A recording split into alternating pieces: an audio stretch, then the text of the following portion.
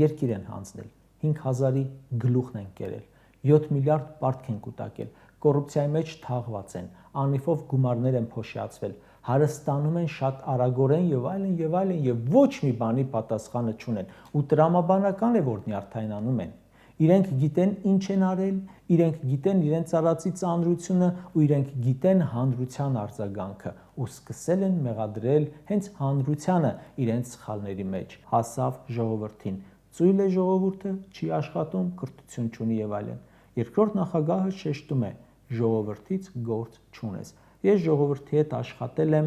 10 տարի ու մեր երկրի բրենդը եղել է մեր ժողովրդի խելացիությունը, կազմակերպվածությունը, աշխատասիրությունը եւ այլ հատկանիշներ։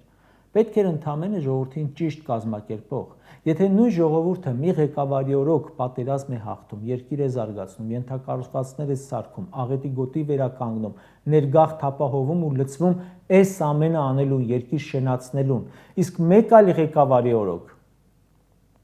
նույն ժողովուրդը պարտվում է պատերազմում, մնում է աղքատության մեջ, կուտակում է պարտքեր, ուրեմն խնդիրը ոչ թե ժողովուրդն է, այլ ղեկավարը,